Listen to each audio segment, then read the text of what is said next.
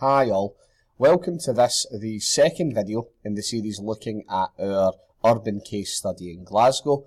Now a quick apology, this video is going up a little bit later than I originally intended it to, and it is going to be a reasonable length video. There's a lot to cover today, so with that said, let's just get stuck in. Now in the previous video we looked at Glasgow's CBD, some of the changes that have happened there, and what the impact of those changes have been. And in today's video, we're going to start by looking at Glasgow's inner city. Now, first, what is Glasgow's inner city? What can I tell you about it? Well, first, it's old. The inner city is an old area, second oldest only to the CBD in Glasgow, and it's seen a lot of changes over its history. One of the big ones, it's seen huge fluctuations in population. In the 1800s, we've seen a massive population increase when Glasgow grew to its largest kind of point, where the population in Glasgow's inner city grew by up to 700,000. So, that's an extra 7,000 people a year, and this was in response to the surge in shipbuilding, steel building, heavy industry in general.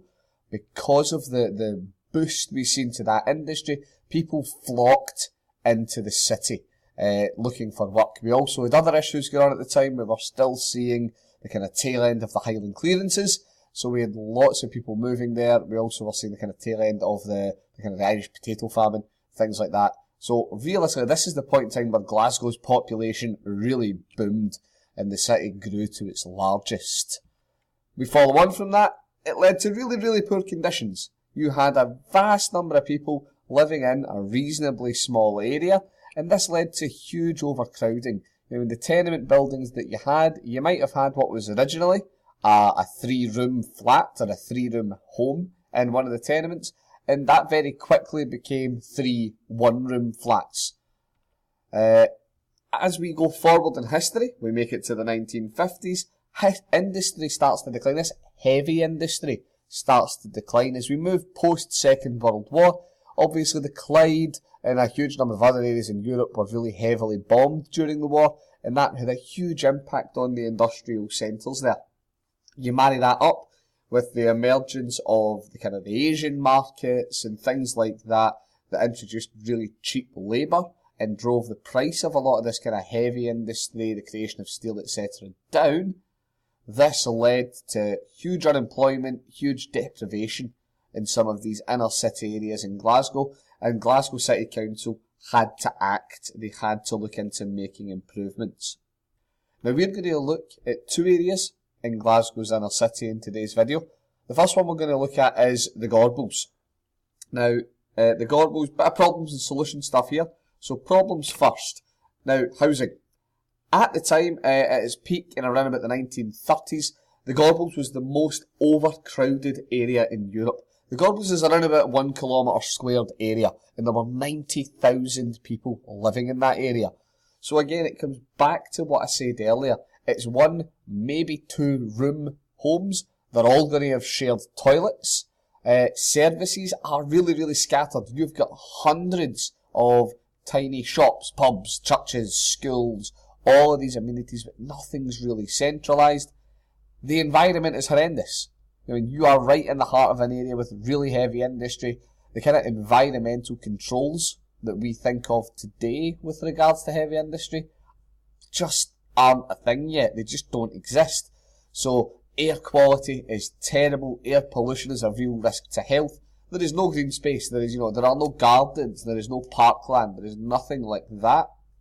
And middens, for those of you who don't know what a midden is, when you had the tenements, tenements were generally kind of, square construction, so you had, built like so, buildings where my fingers are, and in the midden, you had a bit of open space. Now, it would generally be concreted open space, and it was ostensibly for, kind of communities, families, children to play in, but what more often than not it was used for was dumping your rubbish in. This is before there were bin lorries, before there was municipal rubbish collection. So you threw it into the middle of the block, and that huge pile of rubbish was known as a midden. And these, of course, attracted rats, which were another huge public health concern. Also, we've got the fact that the industry, as I've said, is closing down. The steelworks, the shipbuilding, all of these factories are closing down, That's leading to huge unemployment. So what happened? What did Glasgow City Council do? It improved on all of these things. So with the housing, the old dilapidated tenements were knocked down. New 2-storey brick tenement buildings were built. Some of these were put up for sale. Some of them were put up for rent. And this brought in more of a wider social mix, a wider mix of people into the area. There was a kind of an interim point here, which is worth mentioning now. The first thing the council tried to do to solve these problems was build high-rise flats, kind of 10, 20-storey flats. Now, these had a huge number of issues with them. They were poorly built, they were damp, crime was a real issue in them. So some of these flats also get pulled down to try and solve these issues. Services were improved, libraries, health centres, leisure centres were built, marries up with the environment getting improved. Some of these houses that were built were small enough, or, separated enough, to be more correct, to have individual gardens. You also see parks being put in to give the area some green space, which tends to be extremely beneficial for people. We've also seen a boost in employment, so we've got new industrial estates being built, hotels, colleges, all of these services also provide people with jobs. A little bit more of a simple one here. The old docks, as I say, Glasgow's docks used to be the second busiest in the UK. They were second only to London. The shipyards closed and this all changed. So you've got this huge area of land that used to be extremely productive. It now isn't anymore. So what do you do with it? What Glasgow City Council looked to do is first they had to clear the land, take out the old infrastructure, take out the warehouses, take out a lot of the old dock buildings, demolish them to level out the land. You've also actually got the docks themselves, areas that were designed for ships to be brought in, to be built, to be repaired, to be maintained. Those need to be filled in with waste so they can be reused. You then have green areas planted in top, grass, trees, etc., roads built, so the whole place can get more of a facelift, so that it will attract more modern industry. A nice example, the BBC's headquarters in Glasgow is built on top of the old docks along the Clyde. Now what this is an example of something called a brownfield site. This is one of our key terms, but a brownfield site is an old industrial site that's been reclaimed for new uses. Now I'm going to keep going, and I know we're going fast here guys, but I'm going to ask you to stick with me. We're going to start to talk about our last area in Glasgow, which is the suburbs. Now, the suburbs are really attractive. They're extremely popular places for people to live. And in turn, this attracts industry, it attracts services into the area. All of this attraction of people means the area has to grow outwards. This is known as urban sprawl. An urban area, a city area growing out. Now, why are people attracted into the suburbs? Now, residents, people who live there, it's quieter, it's less polluted than the CBD, there's less crime, it's near the countryside, there's clean, attractive buildings, you've got lots of local services, these areas tend to be very well planned. You're also near transport links, motorways, railway stations to get you in to the CBD. Also, and not to be understated, the land itself is cheaper, and if the land is cheaper, you can afford a bigger house. Why does industry like it? Again, the land is cheaper. You can afford cheaper, or either rent is cheaper, which means profits go up, or you can all of a sudden afford to have a bigger factory, which drives higher production, which increases profits as well. Those transport links that I mentioned earlier, that means industry can get goods in, it can get staff in. There's less congestion, which means there's less issues in getting your staff and your goods in and out of your place of work. It's newer, cleaner, crime-free, all the stuff I mentioned before. This attracts more and a higher class of worker. And also, you're near a residential area. You're near a lot of people. That's a market. That's someone you can sell stuff to. However, as with all things, this can lead to conflict. Generally speaking, the more building you do results in more traffic. That gives you more air and noise pollution. You're going to lose farmland, you're going to lose trees, plants, wildlife. All of that stuff that attracted a lot of people to the area is going to vanish. You also have a little bit of a slippery slope argument. One development leads to another, and then all of a sudden little villages that were dotted outside of Glasgow with their own identity get swallowed up in this urban sprawl, and they just become another part of the city. The more houses you build, you've got people move away from the inner city and the CBD. You're going to have more people driving, commuting, so that leads to huge issues with congestion and air pollution. And you're going to have even more development again, as these people who live in the area are going to need services, schools, doctors, etc.